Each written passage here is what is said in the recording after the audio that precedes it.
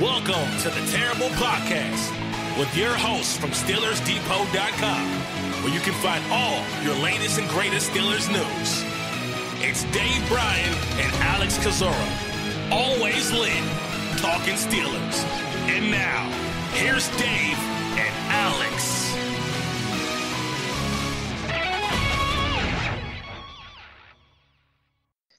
Welcome to the Terrible Podcast, Season 10, Episode 15. He's Dave Bryan, Alex Kozora, SteelersDepot.com. Thanks for being with us on, unfortunately, a pretty dreary Monday, Dave. Steelers lose the opener of the season, 33-3, New England Patriots. Knew it would be a tough game against New England. Don't think anyone saw it being this difficult, so we'll kind of reset and kind of look at this game from the top point of view here in a moment. But, Dave, what is just your kind of gut reaction to just what was an objectively terrible game played by Pittsburgh last night? Yeah, I thought Mike Tomlin said it best. They weren't ready for prime time. They weren't ready for non-prime time. Yeah. time either. Yeah, I was wrong. No, it wasn't a good time to play the Patriots right from the get-go. They looked as polished could be, really, whereas the Steelers looked like, they didn't even play together during the preseason. That's the way it kind of looked like.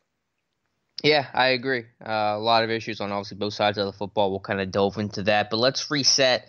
And we're going to kind of look at this game from the very beginning, and we'll kind of break it down offensively, defensively, the issues on both sides of the football, and we'll kind of see how you want to attack it. But Dave, I know you wanted to talk about at least pregame, and this obviously seems pretty minor in retrospect, but there were some interesting inactives on the list. Chukwuma Okorafor being down, Zach Gentry being down. I'm sure some of that came as at least a mild surprise. It did to me. Yeah, the Okorafor really did. I mean, I kind of went into this thing thinking that Okorafor was going to be the backup swing tackle, and you had a guy like Zach Banner who was really, my initial memory was he was inactive for all 16 games, but in actuality, he was active for just one game last season, and that was the Week 3 game, I think, against the Tampa Bay Buccaneers, and while he was active for that one, he did not play in it. So, I mean, you're talking about a guy that did not play all of last season there for the Steelers. And Chukwuma Okorafor was active, of course, for several games, and even started the one against the Broncos. So for him, that was a shot fired right there, in my opinion. And I thought Banner had a good preseason and all, and I mean, you obviously saw him at training camp and all, but I still didn't think it was enough to for him to jump Okorafor, so that was a bit of surprise there. And then the only other really thing, I guess, is because they had called Johnny Holton up on Saturday, I thought that there was going to be a great chance that Deontay Johnson would be inactive. Well, that wasn't the case. They dressed all 6 wide receivers and then made Zach Gentry the other inactive player there. Yeah, Gentry being down was a little surprising, but I guess Banner in theory would work as a third tight end. I don't think he ever logged a snap, though. Do you have a snap count on Zach Banner for Sunday night? For last night, he did not play. No. Yeah, okay, I didn't think so. So just roll in, and Grimble only saw 2 snaps. We'll kind of go through that a little bit later throughout the show. I want to flip to the injury report because I want to mention that before we kind of really get knee-deep into this game and forget about that. It seems like there were obviously some notable names on the list: Joe Hayden, Juju Smith-Schuster, Marquise Pouncey, T.J. Watt. They all seem relatively minor. Watt's got a hip, Juju with a toe, Hayden a shoulder. He returned to the game, and Pouncey with an ankle injury. Is that your kind of feel were some scary names to be on that list, but nothing that seems too serious? Yeah, I mean, I don't want to get too far out ahead of myself, but Sure. You saw Watt on the sideline. I got the feel that was more precautionary with him, Mm-hmm. But I mean, we'll have to see. I mean, Juju had reportedly said that he didn't think his was that bad, and that he would expect to play. Hayden, of course, went back into the game, and I would think maybe Pouncey might be the one that seems potentially the most serious, I think, with the ankle. But Mike Tom, I just didn't get the feel that they were that serious. Of course, that can change in a hurry. Sure, they happened late in the game. Maybe Tom didn't have a lot of information. He did refer to them basically as bumps and bruises, but we'll have to see. Tron Davis said he was playing in this game a week ago, and obviously he didn't. So, we'll see. You can't always take the player like Juju at his word. But let's get into this thing, Dave. And I know it's going to be as painful as it is, and we haven't seen the all-22. And yeah, that's pretty much my reaction. We'll kind of split this thing up into looking at the offense and the defense, and you can view it however you want to, but. I just thought big picture, and we'll start with the offense here. And the same can and will be said about Keith Butler, but I thought, my X factors for this game were the coordinators, Randy Fichtner and Keith Butler, because to beat the Patriots, all about scheme. It's not about talent. You can have a better team, and the Patriots can still beat you. They've done that routinely throughout the Belichick and Brady era. But I thought Randy Fichtner basically just tried to copy and paste his game plan that worked well last year to this year, and trying to beat the Patriots twice doing the same thing. It's just a fool's errand. It's just never going to work. Especially with the runs.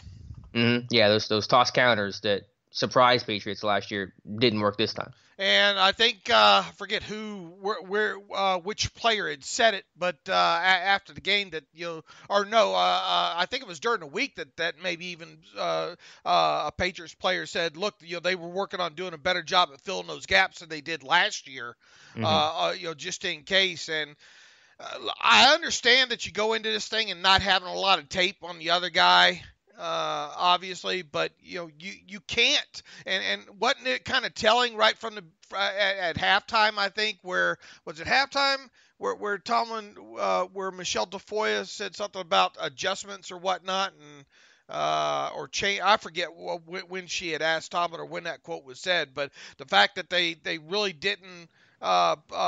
Say that they were making that many changes was kind of telling and all too. Yeah, he said it was the execution, not the scheme. Right. Well, it was a little bit of execution. I mean, it was a lot of execution in there, but there was some degree of scheme in there as well too. Yeah. I mean, look. I mean, you weren't going to surprise them again with that kind of stuff, and what I thought they needed to do is give it back to what the Patriots were doing to them. Play a more sideline to sideline game to try to set them up that way, and then take your shots deep. It got to feel that that wasn't the case. It was like, try to run those toss counters or whatnot, and then. The short passes underneath were there. Now, obviously, there were quite a few drops. I'm sure we're going to talk about Dante Moncrief and all like that. And then, if you can't even run in short yardage situations, when can you run? Mm-hmm. Yeah, we talked about running effectively, and they didn't do that. And those are some of the big things for me. I mean, in the first half, the Steelers only ran one play in Patriots territory. That was the 4th-and-1 drop by Moncrief. They had 4 failed 3rd-and-1 or 3rd-and-goal at the 1 situations. So they were, perimeter runs, incompletions, just an absolute mess.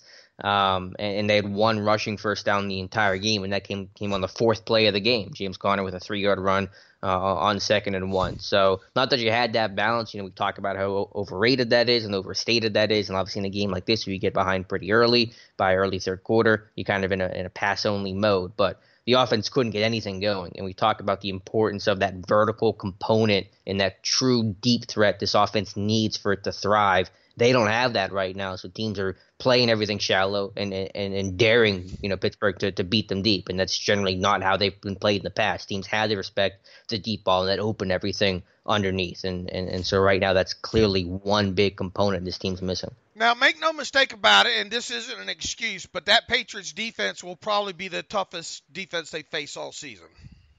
It'll be good. I mean, I don't know exactly how to rank it. Secondary for sure. Yeah. They're a good team. It's the hardest game the Steelers will play all year with all circumstances. New England, week 1. This will be the hardest game on the schedule. They are so – look, I mean, I went into this thing thinking, okay, that Patriots defense is going to be tough. However, I thought the offense with all the changes and having the late center change kind of in there and not having a tight end.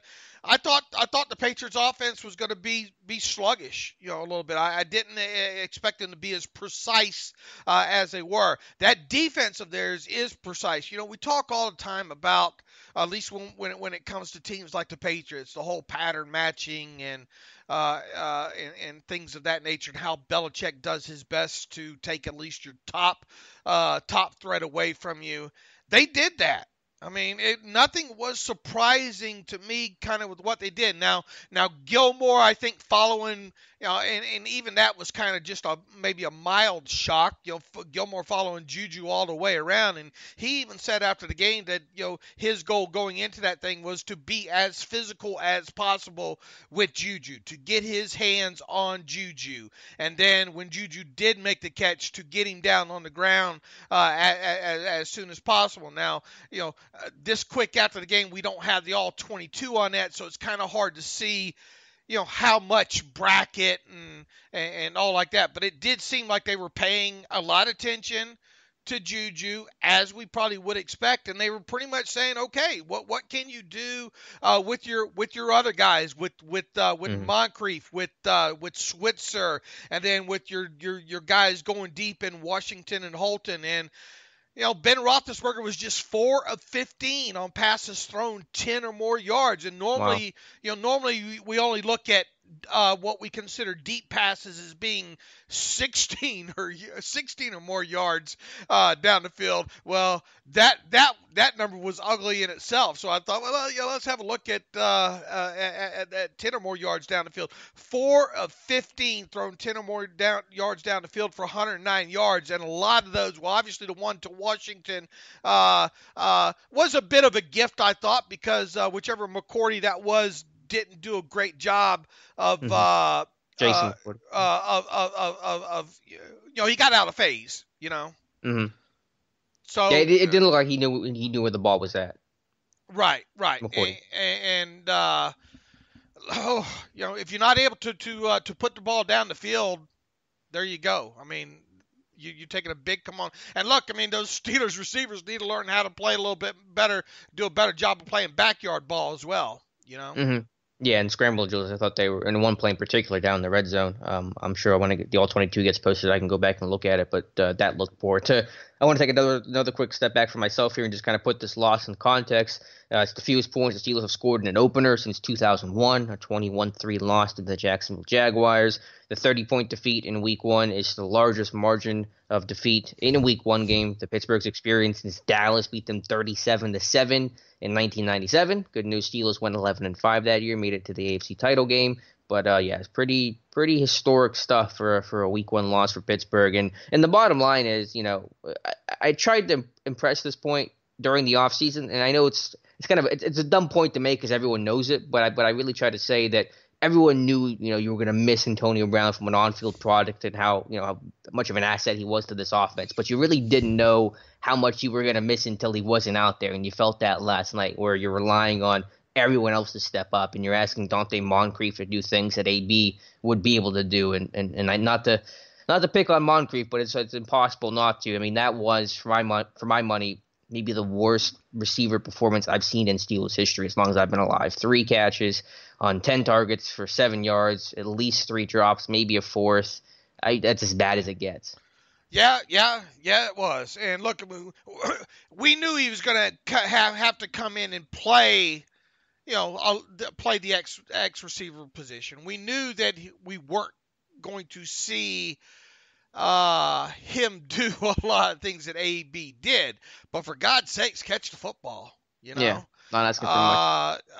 And I don't know if it was 3 or 4 drops. It doesn't really matter. I mean, I know there were a few that were kind of contested, but heck, the one in the end zone. I mean, how much does the complexion? I mean, it probably doesn't change the end all what ended up happening throughout the game, the rest of the game. But catch the damn one in the end zone.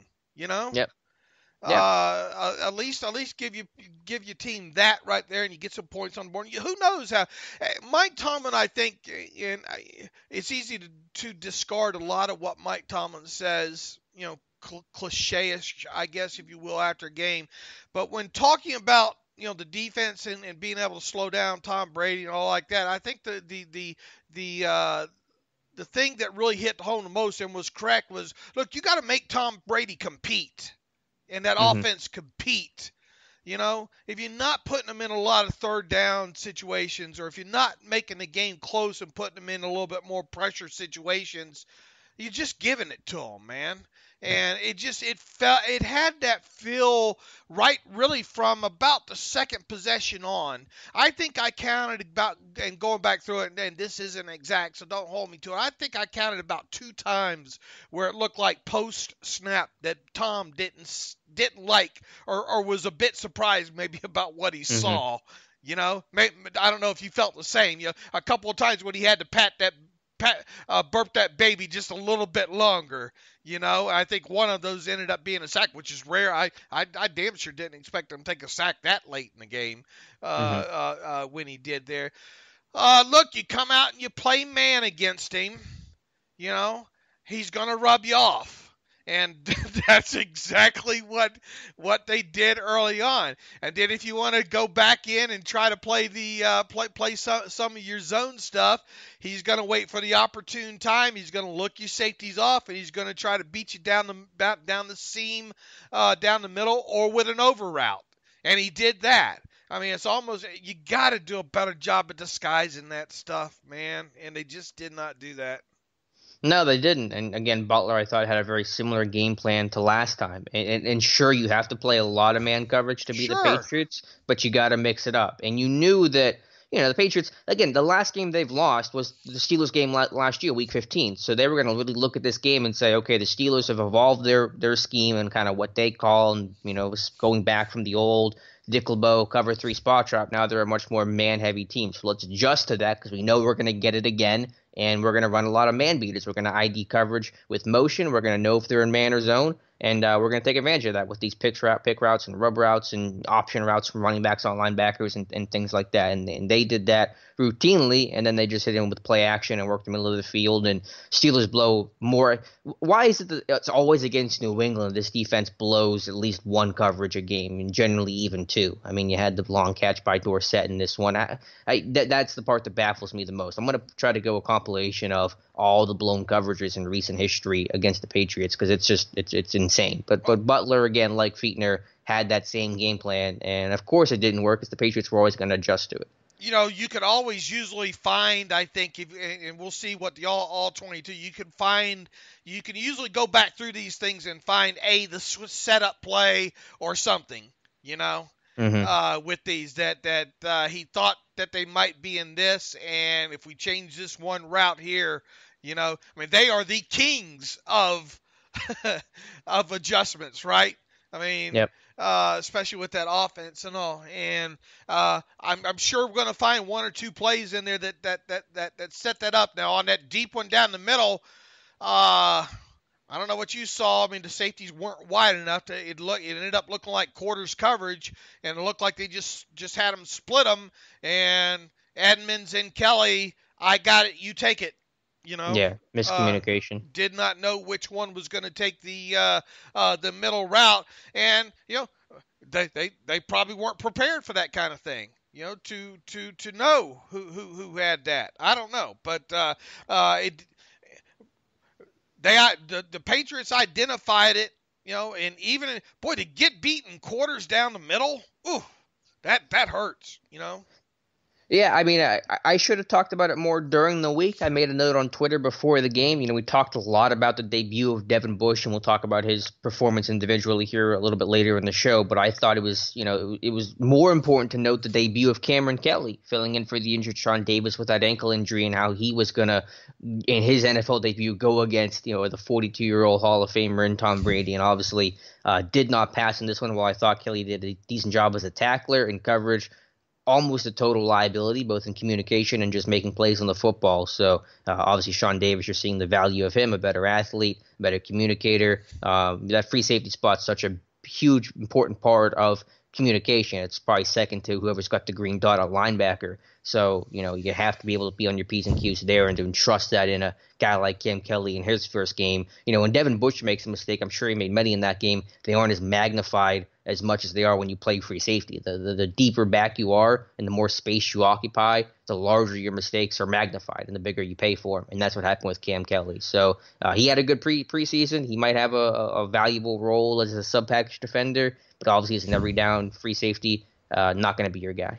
And we talk about this before and after, it seemed like every Patriots game, about how well they do about even in against man coverages, not just the Steelers, but teams, other teams in general, of how well they do about getting players in free and in space. Mm-hmm. And they did that, and if that wasn't bad enough, it's hard enough to watch them get paper cut, right? The old paper cut to death, which was essentially what Brady was. And look, even early on that first touchdown, you blitz, and who had Gordon? Yeah, I was going to bring that up. The first touchdown, the 20-yard touchdown of Gordon. Steven Nelson came in on a blitz, and nobody picked up Gordon. So again, that was miscommunication to some degree too. So you can point to probably at least 3 big plays the Steelers gave up where they beat themselves by poor communication. And then, of course, Joe Hayden missed the tackle. Terrell Edmonds overruns it at the end. I mean, you're still going to give up the big play there, but at least it doesn't culminate in the end zone, right? That's what Tomlin always says: get guys on the ground. Right. Have them give yourself some grass left to defend, and they didn't do it there. Tom Brady talking about the and look, as of late, Tom Brady's not known really to be a guy that takes a lot of deep shots, right? At least way down the field and not have a lot, at least his accuracy numbers are kind of pedestrian on deeper balls. Well, when he has guys running free, I mean, it's hard for him to miss him.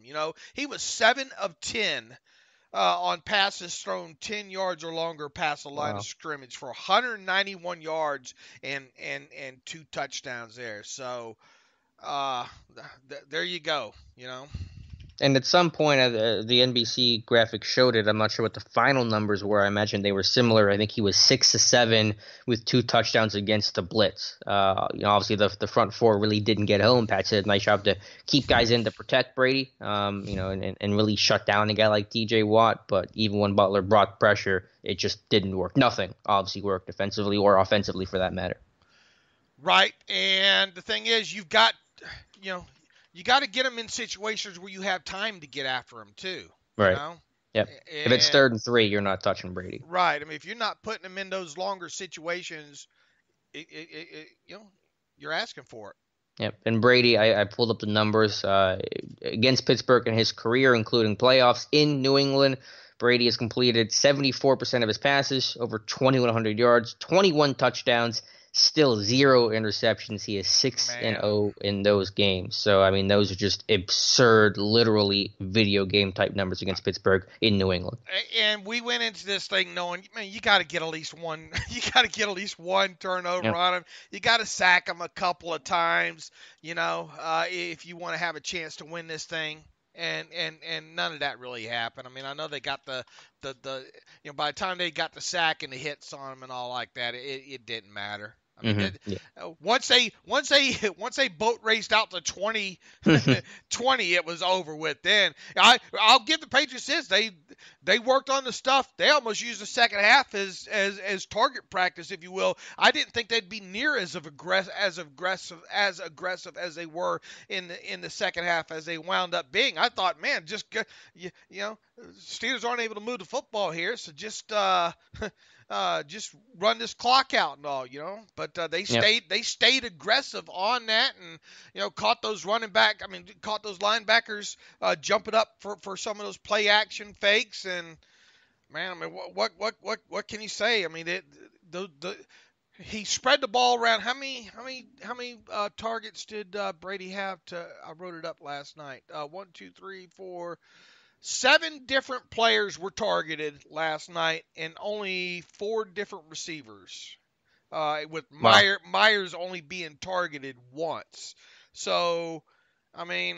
So what was it? It was Edelman, White. Okay. Break it down. Edelman had the most targets with 11. White had the second most Burkhead had the second most with 8, and then White. So they were targeting those backs a lot. you know. Mm-hmm.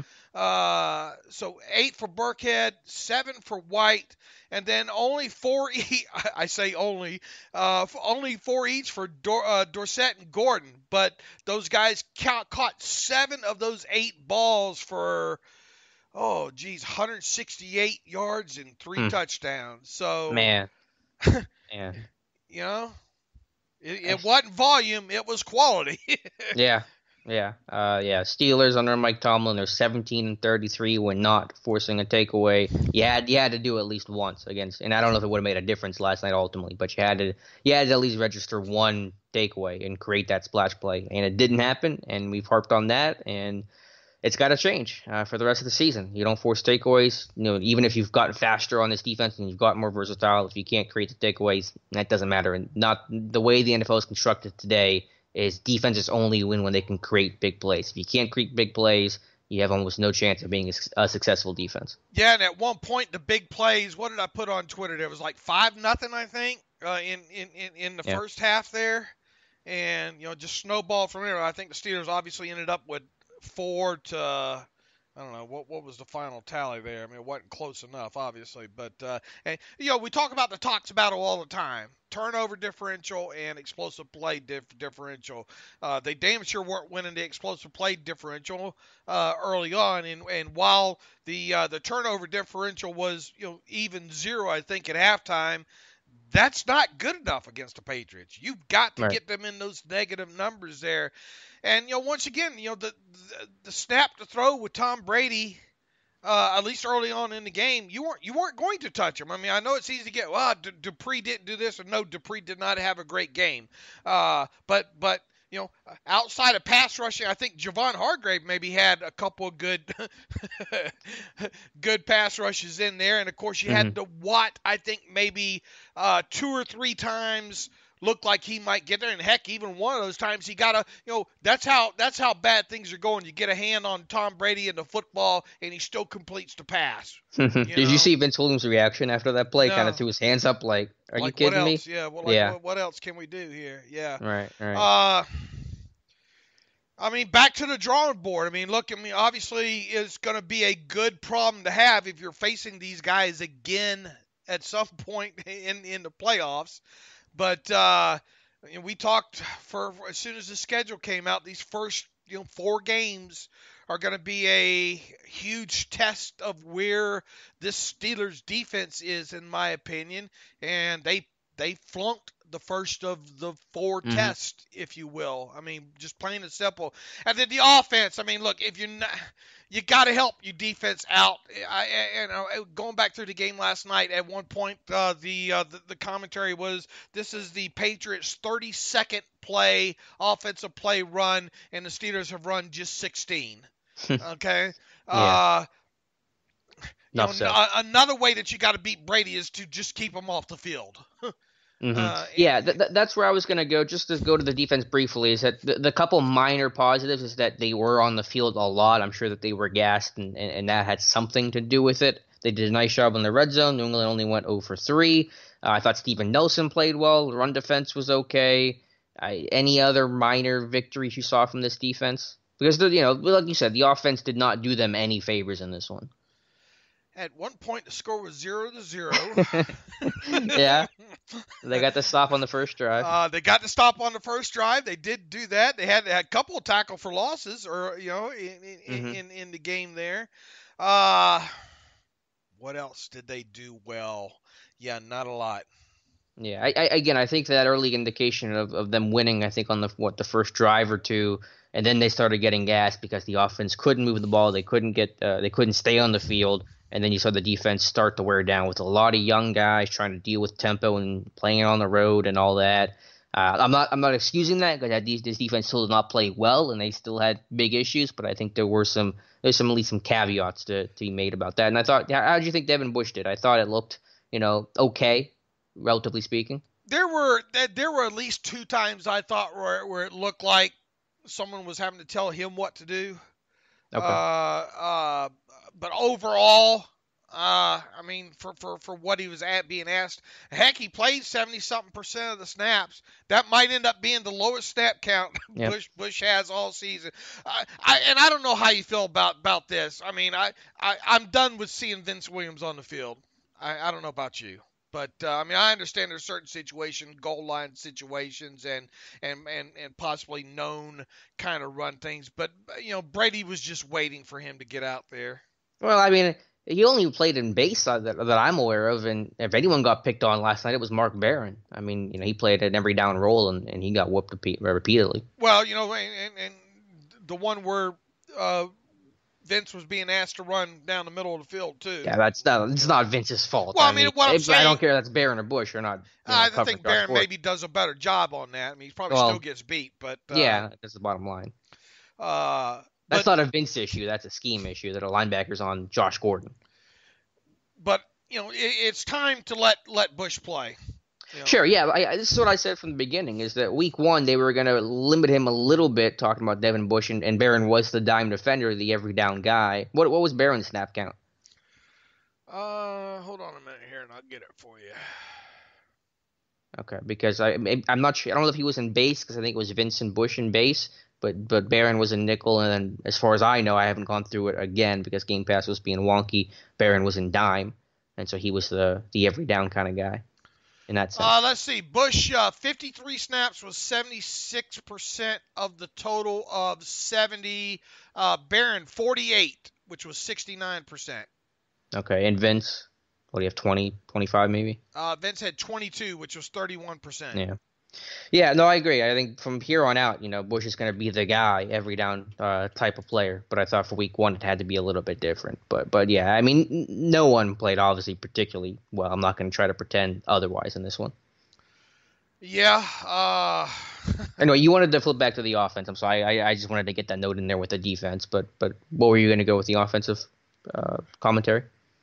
I don't know. Which way was I heading? Do you remember? Yeah. Well, you were. Let me set it up like this. How does this team find a complementary piece to Juju? Because obviously, every defense. I'll tell you who isn't it, and it's not Switzer. Yeah, that was. I mean, do you see where I've been? And I know you do, but I mean, you see where I've been coming from with him. And look, I mean, all he can do is catch the balls that are thrown his way and do what's asked of him. And all, but every time they threw to him, you had to know the Patriots were rejoicing. It's one more play off. He had 6 catches for, I don't know, what do you have, 29 yards.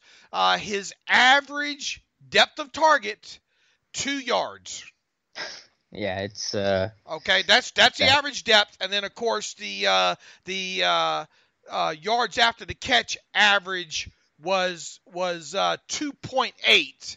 Now, six of those came on his first target. Okay. The rest here is how his yards after the catch went. I'm sure we have time here to go over all 6 catches of Ryan Switzer's. First one, the passing distance was 2 yards past the line of scrimmage. He had 6 yards of yak on there for a total of 8 yards.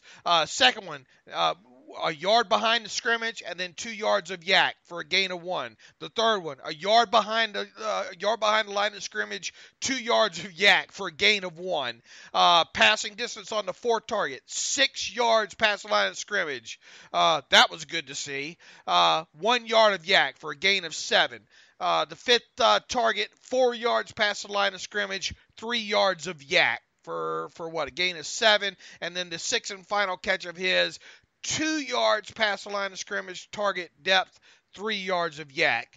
I mean, you want to literally talk about crawling down the field. I mean, six plays. I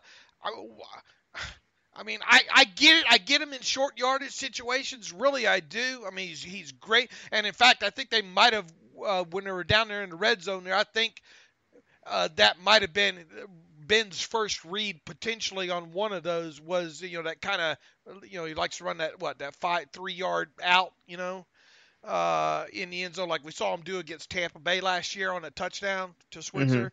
But regardless, I mean, he doesn't really give you anything like other than that. He does not give you really anything down the field, so he's not it.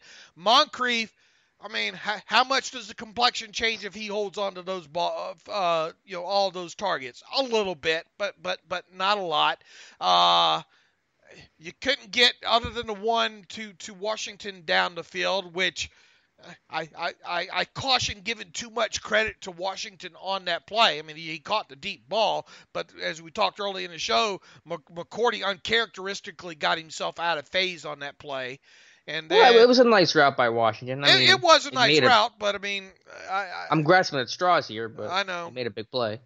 I don't know why he faded out of bounds. I know momentum, maybe it's easier said than done, but I thought he could have taken that to the house. And obviously, the Steelers ultimately came away with only a field goal on that drive. Right, and you know what? And Chris Collinsworth, I know a lot of people probably don't like his color or whatnot. He made a great point on one of those other ones there too, on those deep balls, of how well they funneled that back to the middle of the field, and how Washington has got to be conscious of trying to keep fading that back out to the outside as much as he can, because you're just asking to get drawn back in. And look, Ben had to throw it where Ben had to throw it, right? But just little nuances such as that of learning, learning of how to get yourself in proper position in a route down the field. That was it. Yeah, no, I agree. I mean, with Moncrief, this is not an excuse, but I don't know if he's still dealing with that finger injury, that dislocated finger that he dealt with in training camp. Maybe that's hindering his ability to make those plays. But you're right. If he can catch that 4th and 1, that keeps that drive alive, maybe they come away with points. And if he scores on that one that was in the end zone, there's an obvious touchdown there. So I'm not saying the Steelers would have won that game if Moncrief catches those 2 plays, but I think that would have at least changed the complexion of the game to some degree. Yeah, I mean, look, you're going to get a new set of downs on a few of those. Yep. And that's that less amount of plays that the Patriots are going to be able to run, right? Mm-hmm. Keep your defense rested, get your offense maybe getting some points, getting in rhythm. Now, it may have changed the score differential in the end, but I think when all was said and done, we were still going to get the, kind of the same outcome, if you were, especially when it came to the defensive side of the ball. But I mean, who knows? You get, like Thomas said, you get Brady in more competitive situations in that offense, in more competitive situations, and make them do, press a little bit more. How many 3rd and longs did they get Brady in? Not many. Not many. Not enough. Man. Not enough. But they stayed on schedule, and if you let Tom Brady stay on schedule like that, I mean, you get what you get. With Moncrief, obviously everyone's going to want him cut tomorrow. That's not going to happen. I don't know if his role is going to substantially change for next week. This team probably isn't going to be super knee-jerk about it. But if he doesn't step up quickly, with Deontay Johnson playing, I thought showing a little something after the catch, unlike a Ryan Switzer, I think Johnson can do a little bit more damage with his yak. That's a guy that may siphon the Moncrief snaps pretty heavily, pretty quickly if Moncrief can't turn this thing around in a hurry. Well, look, I was surprised that he dressed. Were you? Mm-hmm. A little, especially after the move. Yeah, I thought he was going to be. Yeah, I thought Gentry was going to be active, but that's fine. I mean, I get it. They wanted to have a lot of receivers, a lot of options on the field. Right. I don't have an issue with it. I just thought he was going to be down. Mm-hmm. And then B, I was, he played a few more snaps than what I thought he was going to play too. What was his snap count? I thought it was about 15 when it was eyeballing it during the game. Let's see, 25. Oh, okay. Maybe he got into some work late with Juju out. He did get some of that work in late there. Now here's the thing. He made one nice snag in there. Can't have him double catching balls. Mm-hmm. Okay, that stuck out to me there. But here's the thing. It's going to be sooner if Moncrief keeps this up. It's going to be sooner rather than later before the snap counts flip. I mean, obviously, you're not going to get to a situation where Deontay Johnson's playing at least you wouldn't think 70% of the snaps or along those lines. But he can start eating some into what Moncrief's doing if Moncrief keeps playing like that. I gotta admit, I watched a lot of Moncrief tape going the last couple years after he was signed and all. I can't remember him having these kind of drop issues. Now, here's the thing. A lot of things that he did with the Jaguars, they like to run a lot of that mesh route stuff with him, with the Jaguars, and of course that leads to a lot of easy receptions on the move generally, and all. But I don't remember him clanking so many over the last. I don't think he had. Did he even have 4 over the drops over the course of the last 2 seasons? Yeah.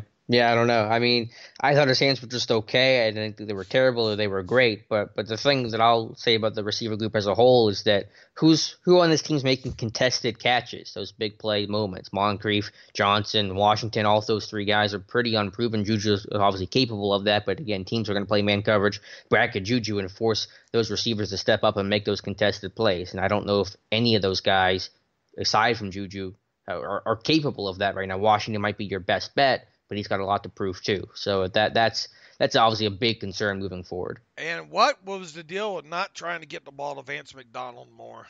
Couldn't you have done something there to help facilitate that a little bit? Yeah, didn't have a target till under 2 minutes to go. Riddle me that one. Yeah, arguably your second best weapon on the team doesn't get a target. I thought for sure that he would be integrated more into the game early, Look, run, you keep it simple, run some of those RPOs or whatnot, Mm-hmm. Make it a little bit simpler on yourself. But they didn't do that, Yeah, I'll have to look at why Vance wasn't available. Maybe he just truly wasn't open. He played about 70% of the time. Grimble only saw 2 snaps, so it wasn't like he just wasn't on the field and didn't have opportunities to run routes. But yeah, I mean, Fichtner loves running those design tight end screens. I mean, heck, hit one with Vance for that, see what happens. Try to get a little physicality with your offense, a little bit more momentum, a little energy if Vance can make a play and truck a linebacker or something. But just a really poor game plan for Fichtner. I thought he tried to do too many perimeter runs. The guards were tipping everything off. Linebackers were reading their keys well. Just don't know, And I said last year that Fichtner was kind of on easy mode when you have, even without Le'Veon Bell, when you had Connor, you have Juju, you have AB, you have Ben. It's a pretty good life to live as an offensive coordinator. Obviously, things get much tougher this time around, and Fichtner not off to a good start. I mean, look, we did see Connor and Samuels on the field together for at least 2 snaps, right? Mm-hmm. Yeah, at least 2. I don't know if it was much more than that. Look, you want to do that, do it. Be creative with it, Mm-hmm. At halftime I thought they had to I thought they'd had to do a better job of getting. I would have liked to seen a little bit maybe more RPO. Just simplify the stuff for Ben for what he sees. Go with a little bit more high percentage stuff in that. Use your backs a little bit more out of the backfield. Now they did do it a couple times, and James Conner got you a few yards in those instances there. And then obviously you had to be able to take shots down the field, and they couldn't do that. Well, they can't separate. The receivers can't separate, and they can't make contested catches. So, what can you do at that point? What can you call that's going to help get these guys open? You're going to have to really scheme it hard and create openings for these receivers that you didn't have to necessarily do last year, because right now that's your best way to win as an offense. I mean, right from the get-go, you just had this feeling, let alone the Steelers' offense not be able to move the ball. The way they just started the Patriots' offense just started rubbing them off and all, with man, and the Steelers not seemingly having an answer for that defensively. And then the first touchdown with the blown assignment on the blitz off the corner there, nobody replaced there. We got through a lot of this and not talked a lot about Steven Nelson. Yeah, I thought it looked okay, I guess. I mean, he wasn't called upon, so that's good, I guess. And really, other than the missed tackle on Joe Hayden, right? What did you think about Joe Hayden's play? I mean, Seemed okay. other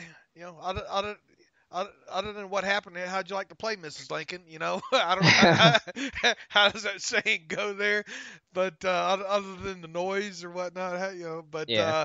Point. down the middle of the field, they beat you in the small game, and then they beat you in the long game against your safeties. Mm-hmm.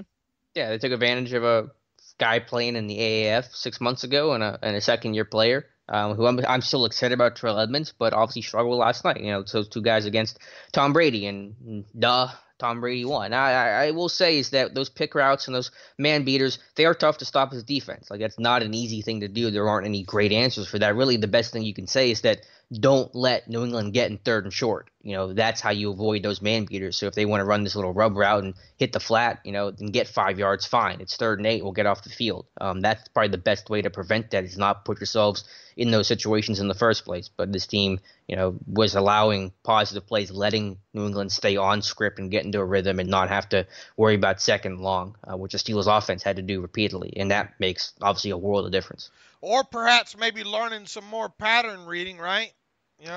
Well, yeah, you can banjo stuff off. You'd have to go back through it. Maybe that's an option. It is tough. I want to recognize that and say, oh, just play something different. Play, zone, then you're getting beat in zone stuff. So, I get the challenge, but it's not a good enough excuse for this defense. You got to come up with some way to stop it. You did it last year. You didn't do it last night. That's the bottom line. Did you see how well the Patriots defended that bunch? Yeah, they did a great job for sure. The one that John Simon should have picked, they had the bunch set there, and Juju was not the point man. You knew they were probably going to run a slant to Juju, and Simon should have picked that off. So yeah, the Patriots knew what the Steelers were doing, and the Steelers didn't know what the Patriots were doing, and that's why you get a 33-3 outcome. All right, a lot of people obviously holler from Mike Tomlin's head this morning, Keith Butler's head. The thing that I think that you and I go back to when we talk about the whole Butler thing is, if they, another couple bad games like that. Let's say you got Seattle coming in. If you let Seattle carve you up, the same, you just gotta have kind of a sense that Terrell Austin is just waiting in the wings back there. Look, the game plan on both sides of the ball was pardon my French, shitty. Mm-hmm. There's no other way to describe it. They thought they were going to go in there and do a lot of the things that they did the last time at Heinz Field. Yep. And that's really that's really was my takeaway was, well, they tried to repeat the process on both sides of the ball with what they did last time, and it, Patriots were ready for it. Yeah, with Butler, you guys know my thoughts on that. If I had it my way, Butler would not have been the defensive coordinator. Today he would have been fired in January. I'm not ready to call for firings today. I know many are, but one, that's just not going to happen, and two, let's see how this team responds. But everyone knows my feelings on Keith Butler, and then Fichtner. We'll see how this goes. I'm not expecting any changes to happen immediately. I think overall, from a run success standpoint, if you want to use 40% as a barrier on first down as being success, I'm grasping for straws here. Yeah. Then Connor's carries overall probably weren't weren't bad, but the biggest glaring thing there, man, just 3 short yardage situations right in a row. If you can't get 1 yard, and then calling timeout before one of those, I think, right? Mm-hmm. Which was fine. There was miscommunication. That was a 3rd and goal play, I think, where they called timeout, which is fine. And I know why and I expected him to say that. I just wanted to get some points on the board, some positivity and all. Personally, I wasn't sitting behind my computer thinking, man, if only we could get 3 points here. Mm-hmm. It felt defeatist, right? 4th and goal and you're kicking a field goal. Did you not have as big an issue with that as I did? Oh, no, I had a huge issue with that. That was the worst thing Tomlin did all night. I know what Tomlin said, and he said, we wanted to get some positivity was the quote that he said, but I don't know what's positive about being down 20-3 against the Patriots in the second half. You got to be aggressive in that second half. Steelers have never come back from being down 20 points at halftime in their history. They're 0-34 now after last night. You're not going to be able to change history like that by kicking field goals. So, no, that was a cowardly decision for a man that talks about not living in your fears to kick a field goal there. Just showed his lack of confidence in this offense. And it was 20-0 at the time, right? Yep. Okay. And right around that time, I put on Twitter, man, at most 5 more offensive possessions for the Steelers. Well, they only had 4 more after that. So you start. Did you really think that you were going to change? Thing. You had to start trying to boat race this thing. At that point, you weren't going to, you had to hope to get a stop or something like that. And oh, by the way, how did the Patriots answer that field goal? Their next 3 possessions: touchdown, field goal, and then obviously a 3 and out on their final kind of sit on the ball after the interception type situation there. But. Let's see, the Patriots had 1 less possession than the Steelers. They scored a 1, 2, 3, 4, 5, 6, 7. 7 possessions of how many? 10? Is that what they had? 4, 8, 10. Yeah, 7 of 10 they scored points on. Yeah, and they were all pretty long fields they had to work with, too. There weren't any super short fields the Patriots had last night, correct? They did have a possession start at near, 2 after the 4th and 1, yeah. Right, 2 of them almost near midfield, a 47 and a 45.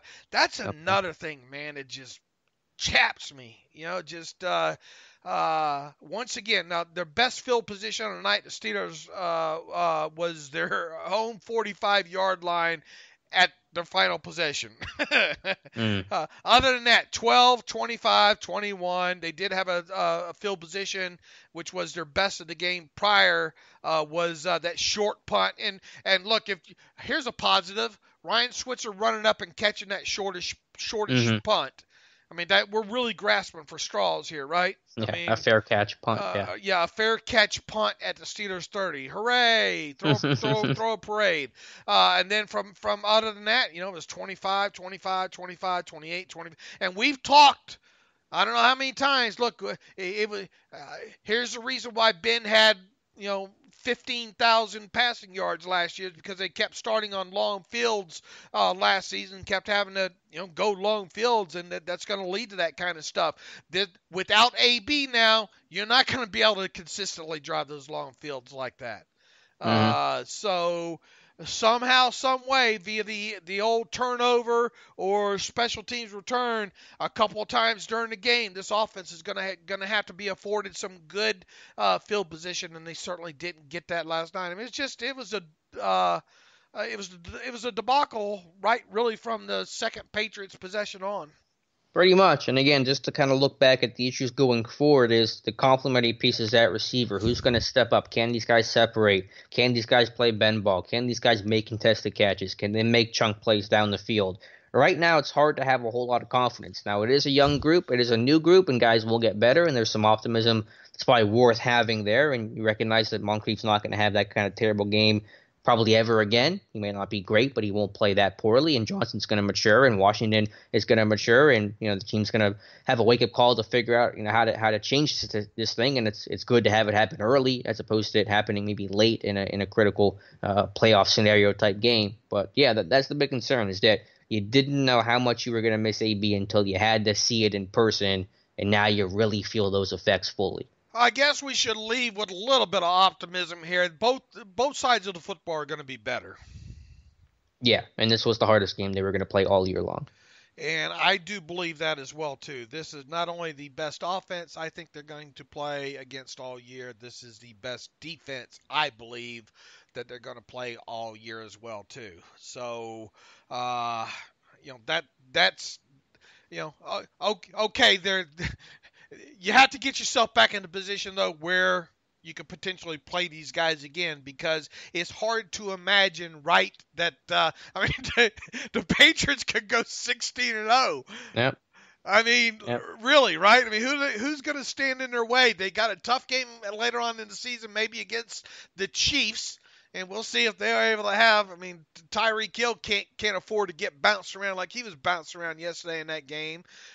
Who else did they play that might can? Greg Williams might give them something with that defense of his, just from a pressure standpoint, but.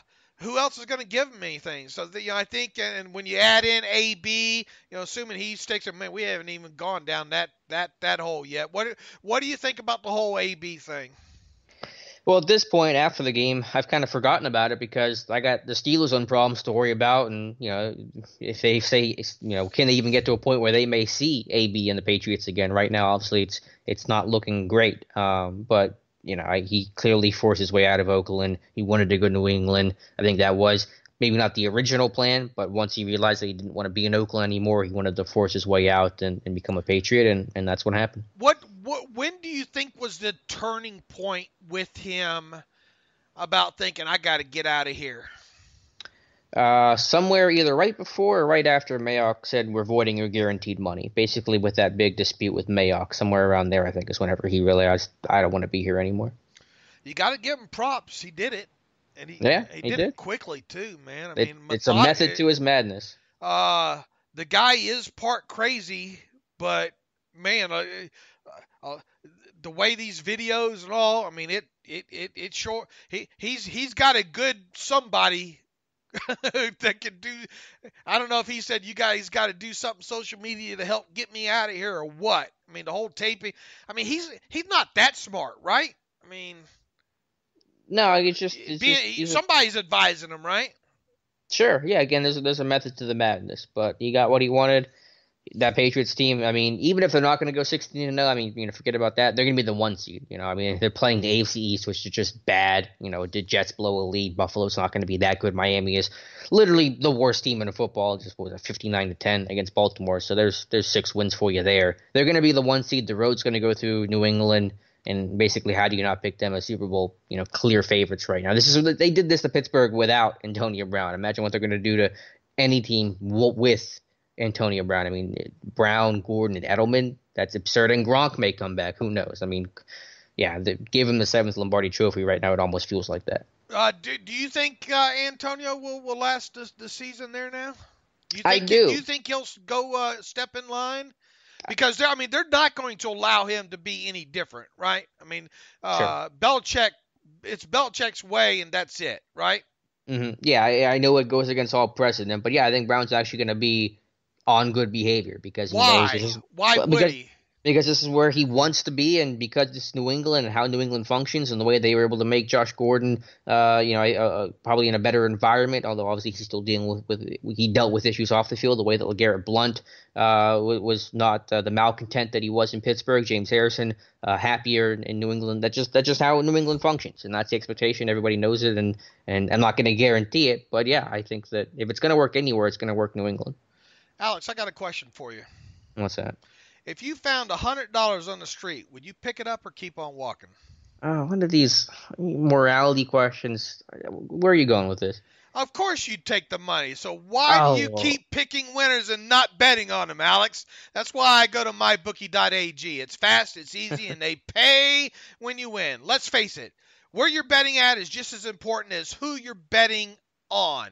I wouldn't be telling you guys to bet with anybody else except mybookie.ag if I weren't using them myself, because they're the best. Do the smart thing. If you're going to bet this football season, bet with MyBookie. Did you know that you can bet on games after kickoffs even start? If by the second half it looks like your bet is going to lose, you can always just take the other side of it. If you're the kind of guy or girl that likes to bet a little and win a lot, try a multiple team parlay. If all your picks come through, you'll multiply your winnings. And no matter how you bet, the NFL season is the best time of year to do so. If you join right now at mybookie.ag, they will double your first deposit. So use promo code terrible. That's terrible, the way the Steelers played on both sides of the football last night. That should be easy to remember, to activate that offer. Once again, join now, and MyBookie will double your first deposit. Use promo code terrible to activate that offer. Visit mybookie.ag today. You play, you win, you get paid. You fooled me on that one, Dave. I didn't know where you were going with that, but I appreciate that because I don't want to talk about AB anymore because they're going to do their thing. Steelers got to do their thing. That's all that matters. Yeah, and really it does. I mean, we're going to write about him, I'm sure, a few more times and talk about him and all like that. But from this point forward, barring himself getting himself cut from the Patriots and showing up on another team that's on a Steelers schedule, with you don't have to worry about him right now. The next time that we have to talk or the Steelers have to worry about AB will be a good problem to have if it's this year, because that means they're getting ready to play the Patriots. So will it make it that much sweeter? Let's get there first. The rest of the AFC. Look, here's another positive I guess we can paint. Two other teams in the AFC North lost. The world champion Cleveland Browns, or supposed world champion Cleveland Browns, lost. Who's feeling worse today, Browns fans or Steelers fans? I'm pretty sure Steelers fans, or they should be. They should be. And look, I mean, the Browns lost, the Bengals lost, and even though Baltimore won, they beat a very bad Miami Dolphins team. Very, very bad. Boy, Marquise Brown. Whoo, wow. I didn't see that one coming week one. And Lamar Jackson, what do you have, 4 or 5 touchdown passes in that game? As well, and as he said after the game, not bad for a running back. So, I mean, look, we'll see what happens with them. So, I mean, you're one game out right now. You got your potentially your toughest game of the season out of the way in week one. It'll get better on both sides of the football here. So with that, where do you want to go? You want to talk about we got a lot of listener emails? Yeah, let's talk about that. Just other note quickly. Special teams, I thought did okay. No penalties, I don't believe. Boswell, obviously, 19-yard field goal. Not a whole lot to get to go off of there, but at least he made it. Barry, I thought, did fine. Obviously, Danny Smith, the best coordinator last night, so I'm going to take my small victories when I can.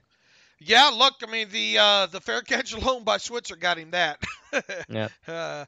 Holton can get down the field, can he? I think here's one thing that stuck out to me, too. One of those Barry punts, it was long. It might have been too long, Yeah, that was a 38-yard net, I think, which is why they focus on hang time and directional, because when they go open-air punts, you usually get a lot of net the other way, or a lot of return the other way. Right. But, yeah, he was the best Steelers coordinator last night, so you got that going for you. Eugene Glepsy writes in, but it says 2 points. 1, Patriots will roll right through their division to home playoff games. Steeler fans should become heavy Chiefs supporters. AB will not be an issue for Pats because they will be dominating, winning games.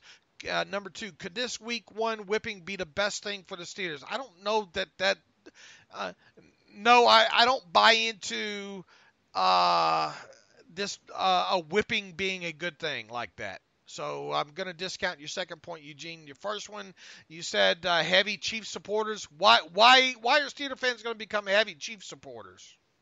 I mean, just go out and win the games now that you're supposed to win, and just hope that you get a shot to play the Patriots again. Look, I want this thing to go back through New England. I don't know about you, Alex. I'd rather not. I know. I appreciate your Dave Bryan optimism. I'm going to live in the real world where the Steelers don't win in Foxborough. All right, Christopher Schrader, this one just hit the email. Hey, Dave and I, black and gold fan and religious listener to the show. Haven't missed a pod. Cast in 5 years. Fantastic work you guys do. Thank you. Coming to you from Northern Virginia, Redskins country. Now I know how Skins fans have felt for years and years after that beatdown last night. Done with the pleasantries on with the game last night. It's easy to blame Dante Moncrief. Has anyone ever coached him to come back to the ball or catch with your hands until he's better? Pull him out of the rotation. You're not going to just pull him out of the rotation, I don't think, right, Alex? I mean, just because he had probably his worst game of his career. Yeah, I don't think they're gonna do that for whatever it's worth. I know it's just Ben being Ben, but he was saying last night how he's not gonna shy away from throwing to Moncrief, and he's still got confidence in him, and that's not gonna change. So again, I think Johnson can siphon those snaps at some point relatively quickly, but Moncrief will get a second chance. Right. He goes on to write, however, more importantly, one of the things I wanted to point out is when Tom Brady steps up to the line, it seems like he has a plan. You think? He snaps the football right away at times, quick plays, knows where he's going, great play action, alternatively, when Ben gets up to the line, every single time he has to look around, points at two players on a defense, runs out the entire play clock, and then snaps the ball. Doesn't he understand that this also takes away the element of surprise, gives the defense a chance to set up, etc. Last night was the best example of a quarterback that had a plan and executed versus a quarterback that seemed hesitant. No idea what he was going to do. Did you see the camera showing Tom Brady and the coaches looking at iPads between plays, studying? Meanwhile, Ben is standing there holding his chest pads, watching the game and making weird faces. Yeah, I think you're being a little bit selective there. I'm pretty sure that they study everything on the sideline as well, too. I don't think you can go boil this down to a few camera shots there, Chris. I've been complaining about this for years. Is this a Big Ben not being sharp enough the problem, not being a student of the game problem? Is it a coaching problem? Look, you're not going to find a better, more prepared, more in-tune quarterback than Tom Brady, right, Alex? Oh, yeah, 100. I agree with everything you've said so far. With what he said? With what you said, responding to his question, yeah. Look, Ben does look confused up there. Quite. We've talked about it in the past. Ben is nowhere close going to be accused to be the X's and O's guy that Tom Brady is. Here's the thing about the Patriots too, and it's easy to find this, and this is what kind of makes kind of predictable on my end sometimes of guessing what the Patriots are going to run in certain situations. They like to run that Haas wide juke, and that one play has so many different side adjustments of what the receivers are supposed to do off of it, right? If this, then this.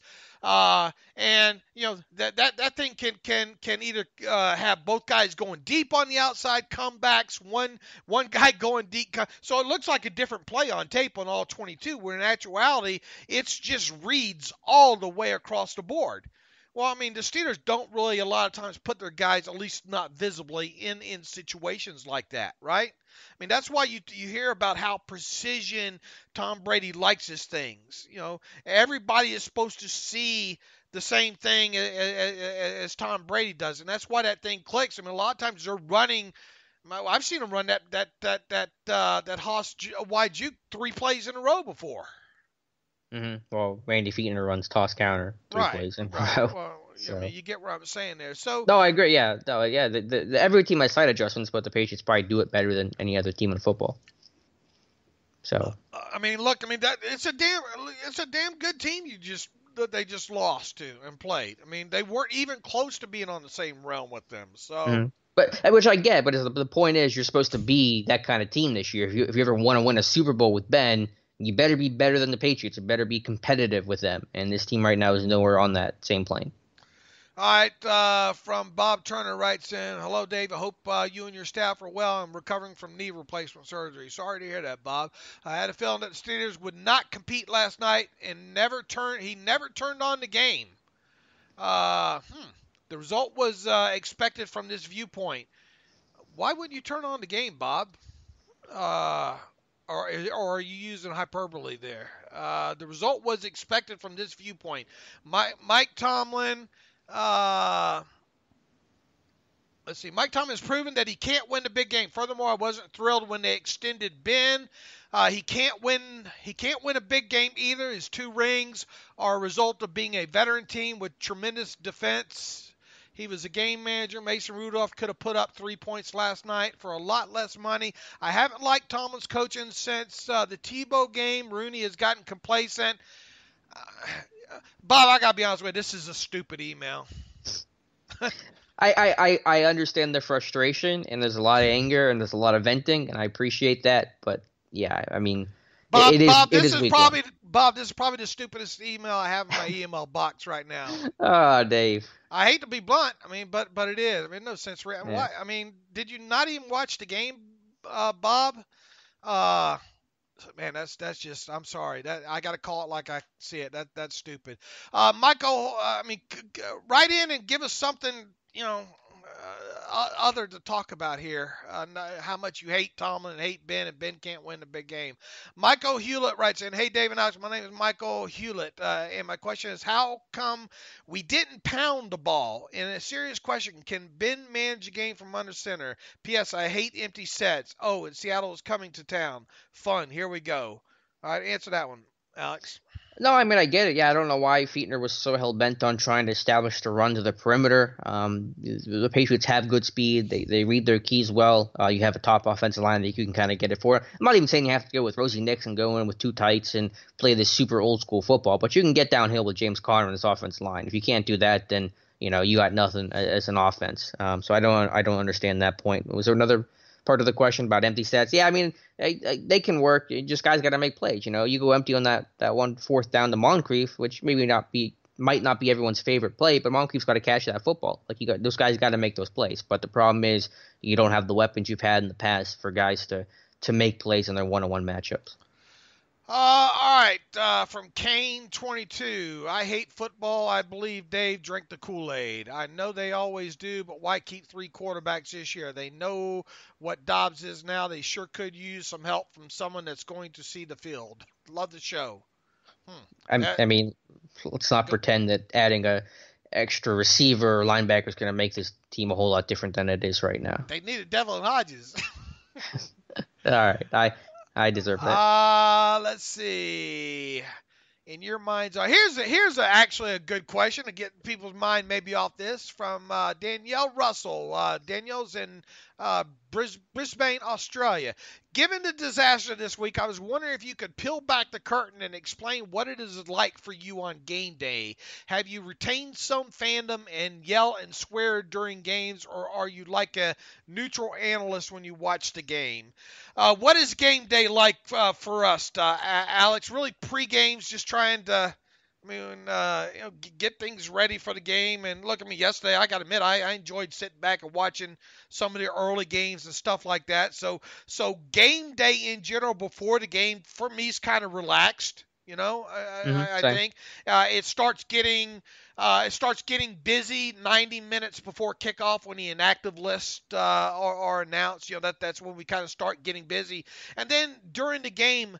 Have you retained some fandom? Obviously I root for them. Do I yell and swear? Maybe occasionally at, man, why didn't you do this kind of thing?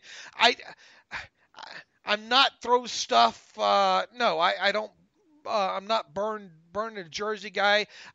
I have become more emotionally detached over the years. If that makes sense from a fan standpoint. I am more of an analyst now. I immediately want to know what happened and why it happened and what do you need to do to make sure it doesn't happen again type thing, more so than getting caught up in the other stuff. What say you, Alex? Yeah, I'm pretty similar. I think I'm a little, as you said, a little more emotionally detached and not quite as insane as I might have been before I was doing it from an analytical point of view. But obviously, I get excited, and if it's a close game or a big play or something like that, I'm going pretty crazy. So yeah, I have my head in Twitter like a stupid millennial. I probably should work on that a little bit. But yeah, I think I'm a little different, a little bit more calmed down during games than I might have been, before I was doing stuff like this. Yeah, that's why I'm able to sit here and, not yell and rant and those kind of things. Look, it was an awful game, folks. It was an awful performance by them. I don't know how else you want us to characterize it. And no, we're not going to yell for guys to get fired or whatnot. Jeff Berg writes in, "Hey, fellas, great start to the season. The greatest teacher failed." He goes on to quote Yoda here. The greatest teacher failure is. Well, we failed hard, so maybe that's good somehow. What I couldn't understand all game long was our linebackers covering wide receivers or their small, shifty running backs. Well, there's no way that will work on a consistent basis. Brady saw it each time and then exploited it. Crimson and Clover over and over. Barron can't cover while White over and over. Barron can't cover Burkhead out wide. Well, what do you want to put out on the field, Jeff? Yeah, I mean, obviously the Vince on Gordon, I'll have to go back and look at that play. It might have been zone. That was probably the only time it really happened. Obviously, it's not a good place to be. But yeah, linebackers got to cover somebody, and they can cover running backs. So, Barron was the concern, though. While he's not a terrible athlete, in coverage last year, he looked pretty poor, especially carrying tight ends down the seam. So, there's a question mark with him going forward. I mean, Jeff, who do you want on the field? I mean, seriously, you got to put a couple of linebackers out there. Unless you're going to go back to the super dime-heavy defense this team ran last year, but obviously you have issues with your run defense in those moments. Bryce has some thoughts on the game. The game was a disgrace, and mainly because of the following. I know it's 2019. It would have been we're going to throw up, but the same way the Pats used Devlin, we could be using Rosie Nix in the same way to give him a more balanced off. Look, Rosie Nix is a great fullback. He can't do some of the things that Devlin does, right? I don't know. What does Devlin do that Nix can't do? I mean, he's just not that same quality of player from an offensive standpoint, route runner and all like that. Yeah, I don't know if he gives you the same exact as a receiver, but I don't know how much Devlin really gives you in terms of a route tree. But it's just, the Patriots are ahead in games so often that they can use a fullback a lot more. And they do different things schematically that the Steelers won't do. They do wham blocks with Devlin and things like that. Oh, by the way, and I pointed that out early in the morning. Is there a team that does more wham blocks than the Patriots? No, not since I think Chip Kelly left the NFL. The Eagles did it a lot, but yeah, they wham all the time. Which is a wham block is a down block on a defensive lineman, so a fullback or a tight end coming downhill, surprising a interior defensive lineman on a block. Hayward caught or Hargrave caught one early last night. I missed that. Either first or second series there. They usually do it early to make that defensive lineman put his head on a swivel the rest of the game, going, okay, where's the next wham block coming from? Slows him down kind of early going. He goes on to say, I don't dislike Randy as a play caller, but the consistent use of 5 wides makes us too predictable. How many 5 wides did they do, Alex? Well, if you're asking literally 4 or 5 receivers on the field, maybe 5 or 6 times, but a lot of them were 11 personnel splitting out tight ends and running backs, so they weren't true 5 wides, but empty sets is how I would refer to that. We could be more balanced in our formations and still throw the ball effectively. We need Moncrief and Cam Kelly to be steady and consistent tonight, and they both seriously wet the bed. Never need better effort than that. This was typical Keith Butler type defense, a bunch of miscommunication, no plays on the football, and giving up big plays at the worst time, plus Bud Dupree. Enough said. Overall, it's one game, but predictable offense, bad communication on defense will not equal success moving forward. Anything to add to that, Alex? No, I mean, it's hard to disagree. Hopefully Sean Davis gets healthy and is back in next week because his defense needs him. Terry Withrow writes in, Butler should fired Butler when they had a chance. That was short and sweet. Embarrassing from Joshua Dicker. Hey, guys, would just like to make a statement. We all know the Steelers are notorious for having slow starts to the season, but this is ridiculous. Any ideas as to why such an embarrassment slow start and why the Pats, who normally have a slow start as well, are playing like it's mid-season? Thanks, Josh. Josh, I hope we covered a lot of that in the show for you there. What else do we have here? Matt writes in, how concerned should the Steelers be at the wide receiver position? Juju couldn't really create anything consistent against New England, and Moncrief looked like an absolute mess. Do you think this is just one bad game or a sign of a legitimate problem for this season? We'll see, Matt. I mean, once again, they played a great Patriots defense and an even greater Patriots secondary. They're going to get better. Just to what degree? Anything to add to that, Alex? No, it is a concern. Absolutely. Now, again, guys will get better, but yeah, how much better are they going to get? What is the ceiling for these guys, especially just in this year? That's a huge concern. I don't want to sound hot takey here, Dave, and I'm not saying it's a right or wrong. Okay, well, let me just ask a question. I don't. There's not a right or wrong answer, but was cutting Eli Rogers a mistake? Look, I mean, you know my feelings about those two already. I mean, Eli gives you more of the downfield option to Ryan Switzer. Mm-hmm. You keeping both was stupid. You agree on that, right? Keeping both, Keeping both Switzer. Switzer and Rodgers would have been a stupid decision. No, I don't think it would have been a stupid decision. I think it would have. No, they did it last year. It wasn't stupid to have those guys last year. I just don't think Switzer gives you anything. Eli Rogers gives you more of a down the field threat. Now, he doesn't give you anything as far as after the catch goes. But I mean, how many targets do you think Switzer's on pace for what? 6 times. Obviously, we hope he doesn't hit it. 6 times 16. How many targets is that going to be? Is he on pace for? Let me do the math. 96. Obviously, he's not going to get that. Okay. Is he going to get 60? I don't know. We'll see, depending on how other guys step up. But yeah, I mean, he doesn't offer anything after the catch. He doesn't offer you a vertical threat. So what is he offering your offense? I like him as a return guy. As a receiver, I don't know what he's giving you. I mean, if you get Johnson where he can start returning, some punts, and I think we're still a ways away from that. What else you gonna do? Who you gonna cut to keep to have Rodgers on there? You're gonna send Holton back down, I guess. Yeah. You're gonna leave Tuzar Skipper off and hope he circles back to the. Boy, people, you want to talk about people getting irate if Skipper doesn't make it back. We haven't even talked about that any. I mean, what do you want him to do? Carry Rodgers, carry 6 and have Rodgers and Eli. Just don't play Switzer much on offense. Yeah, I'm not saying there's a right or wrong answer, though. Am I fine with Switzer not playing much on offense? Yes, I think I'm okay with that. I think I'll sleep well at night. But I'm just saying in the idea of having someone that can separate. I mean, besides Juju, who else separates well at wide receiver? I guess Deontay Johnson is capable of that, but he's got a long ways to go. Obviously, he's a rookie that's missed a lot of time. I mean, can Moncrief separate? Can Switzer separate? Not. We've seen really. Moncrief separate a little bit on tape. I mean, it's not an exorbitant amount, but I mean, you do see him separate some.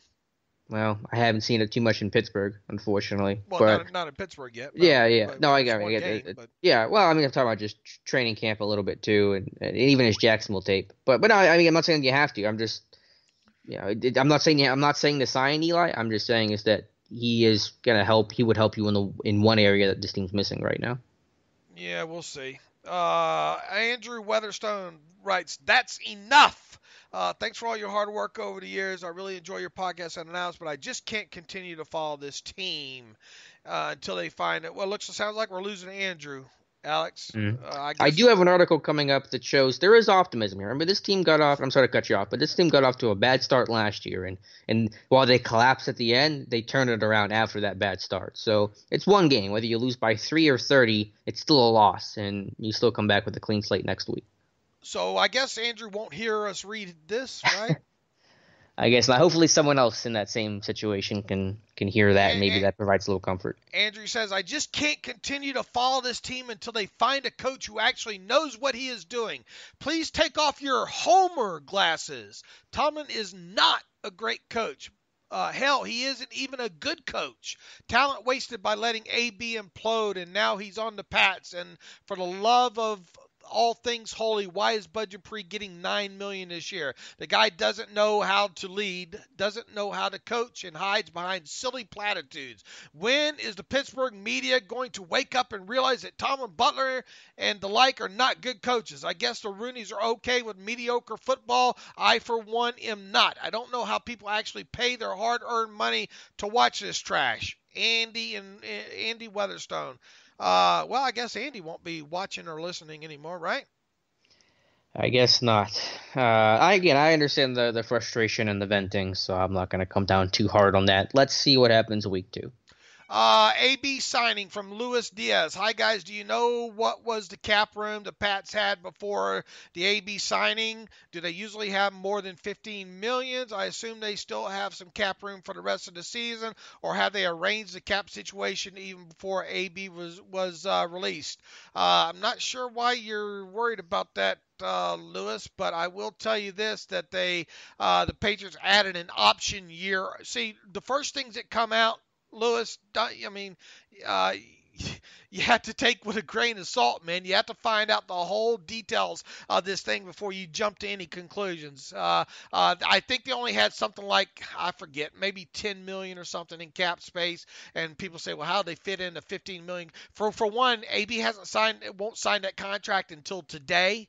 Okay, so you have time to get something done there. And also, Adam Schefter reports they added an option year for Antonio Brown in 2020 at 20 million, which becomes guaranteed if executed. So it was help for cap proration portions of that. What was it, $9 million signing bonus he supposedly got. So that's how you bust all of it up there. So that was weighing heavy on Lewis's mind. John Cottarelli writes in, the genius of Colbert, the Antonio Brown conspiracy. This is too long to read. We'll get to this later in the week. All right, I think we hit all of them for now, Alex. Any other final thoughts on this thing? A lot of people aren't listening anymore, though. So yeah, I imagine now. I'll keep it short and sweet. It was terrible. It was an awful loss last night, but all hope is not lost. Patriots, best team in football. They're going to make a lot of teams look bad, and the Steelers have had poor starts before and turned it around. So just keep that perspective in mind moving forward. I would agree. Let's see what happens in week 2. It's one game. Season is not over just yet. And no, they're not going to fire Tomlin, Randy Fichtner, or none of those guys anytime soon, folks. In the meantime, for those of you who will decide to continue listening, you can follow me on Twitter at Steelers Depot. You can follow Alex on Twitter at Alex_Kozora. Follow the show at Terrible Podcast. Email the show, theterriblepodcast at gmail.com. Don't send us those stupid emails that you didn't watch the game, that stuff. I mean, that's really a waste of time. But just send some good questions. Theterriblepodcast at gmail.com. If you like what we do, you feel sorry for us, want to donate to the cause, go to SteelersDepot.com, hit the donate button up right navigational bar. If you want a 1-year ad-free subscription to SteelersDepot.com, go to SteelersDepot.com, hit the ad-free button up right navigational bar. We'll watch a little bit more of this tape. All 22 and all. We'll get after it on Wednesday again. We'll have a beat writer who covers the Seahawks on to start talking a little bit about them. Maybe we'll have some more thoughts on trying to decipher all what went wrong and what little went right Sunday night against the Patriots. So in the meantime, as always, thanks for listening to the Terrible Podcast with Dave and Alex.